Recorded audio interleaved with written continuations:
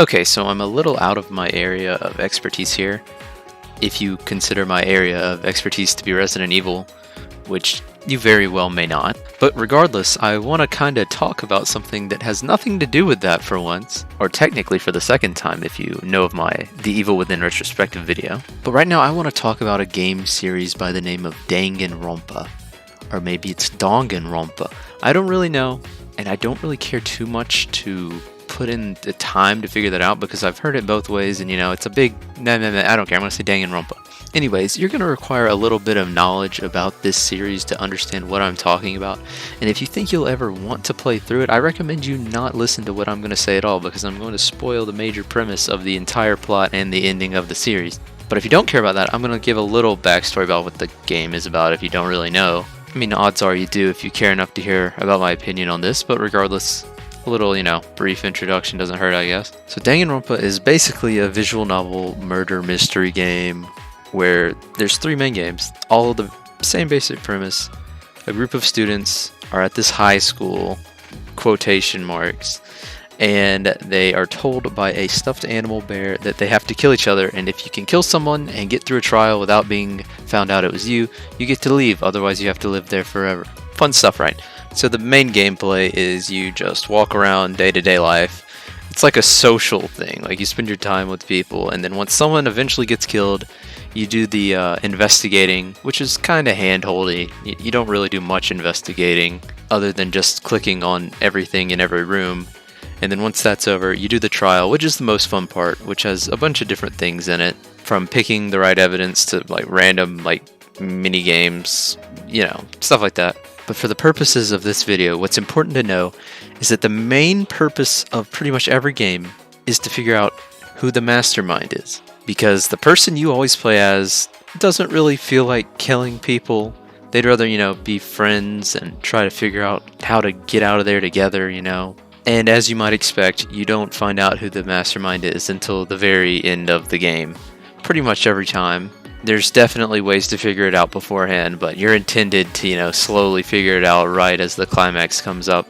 So here's where I'm going to get really spoilery, because I'm about to talk about why I think that there should not be a fourth game based on how the first three games have went, and that's going to have to do with story spoilers.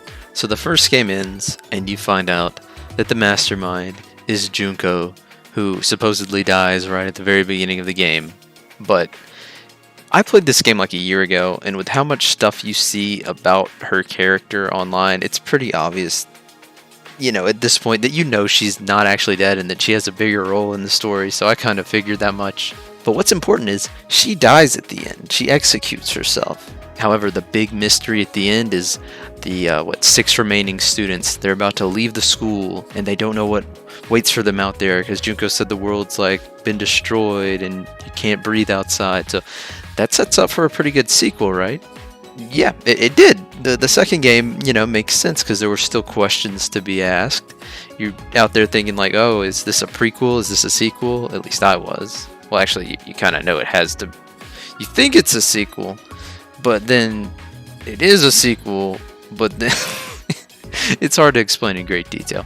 So yeah, basically what you learn through the second game is more about the world outside of the school and what happened with the, quote, most tragic event in human history, I think is what they call it. And when that game wraps up, there's a lot less to be asked at the end than in the first one. A lot of stuff is wrapped up. And if you take a look at this handy-dandy timeline via Wikipedia, you'll see that it's a long time until the next main entry, which is the most recent one.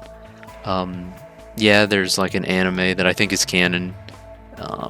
There's spin-off games that I may or may not, I don't know about those. But the point is, Danganronpa V3 is a lot more separated from the other two. At least it feels that way. It takes quite a long time to start drawing real connections to the first two games, and I think that's a really good thing, based on the fact that there wasn't much left to connect.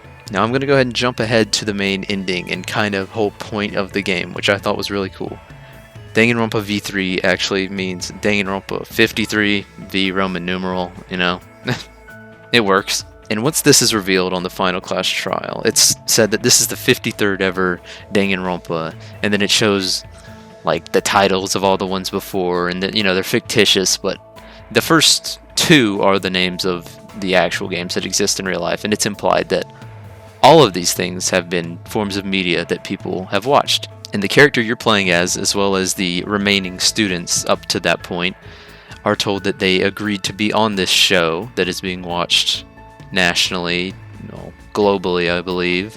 And thanks to some memory wiping technology, they have no idea they did this. They think that they're these characters for real that are in this, TV show that they think is real life. And then there's a bunch of like meta jokes about, returning detective characters, how people like them so much because, there was a detective in the first game and now there's one in the third game. And the main antagonist this time around can like freely, appear as whatever character they want from the entire series. And then the whole resolution at the end is that the characters eventually decide that they're going to disregard the fact that they were told that they are just actors in this world and that they're going to, choose to end it the way they want to. And they end up breaking the cage they've been in the whole time. And the three survivors, it just ends there with them looking at the hole in the cage. So at the end, the main character, Shuichi, I think it's him, picks up on the one line that the main antagonist of this game says, is that they almost pulled off the perfect copycat killer act or something like that. And that's supposed to leave some like mystery as to, well, was she just lying about this all being a TV show? Was she actually just copying Junko from what happened in real life, and she just was able to manipulate these people into thinking that they agreed to do this when they actually didn't? And that's never really clarified for sure. But I think that's why the ending is so good. Because the whole point of them pretending, or, saying this is the 53rd one, is because, audience demand for it over and over and over. There's a limit to, good creative ideas in a series. And one like this, where the premise is gotta be so similar every single time, it's gotta be really hard to keep making games like this and keep this story interesting. So I think it was a really smart and really clever idea to go about making a third game in this way, where you're pretty far removed from everything that happened in the first two. You could play this game without playing the others. And the main message you get at the end is that you as a consumer asked for this, and the characters in it are miserable because of it. It's like, this thing shouldn't even exist. It only exists because people want it so bad. And that can also play into their whole little philosophy where, like, people living in peaceful times want to see violence and despair, as they so love to say over and over. Which, regardless of how you feel on that, I think that this game by far has the best ending out of all three. Because yeah, it was jarring and very, pretty unbelievable like the other ones. It gets a little crazier and crazier as they go on usually. But this ending is just so not clear cut, and I think that's what makes it so good. It doesn't, have to rely on, big, exposure that the world's been destroyed, or that, well, I was going to say that you're in a simulation, but they may be in a simulation, which is what you find out at the end of the second game. But that's not really the big point, because you kind of like can gather that if you played the second one and you played the third one. What I'm trying to say is the fact that 3 makes fun of the fact that games are just beaten to death because of demand, and they get worse and worse because of that. I think that's great. And the fact that people still are dying for another one is kind of funny because of that. I don't know where they would go with it, because, they've already gotten to the point where they're making fun of how long it's gone on for, which is why I don't think they should make another one. But if they do, maybe they'll figure out a way to make it interesting. I think they should leave it as is, because I think that's one of the coolest endings and, a series could have that has been, maybe drawn out a little longer than it should have. But regardless, we can always pretend like this is the actual end of the series if they ever make another one and it's awful. But yeah, thanks for listening to me ramble about something that I have never rambled about. Kind of wanted to do this because I didn't really see anyone else talking about it. I'm sure there's speculations on what the ending means, but I'm pretty confident that, it's up in the air for the reason of, they don't want you to have a clear-cut ending when this is, the final game. Which it may not be, but it should be based on that ending. Because as it stands now, I do think that this is probably one of the best self-aware pieces of media that there is. Because, stuff like this can often be pretty, not enjoyable. The whole, making fun of knowing that you're, a video game.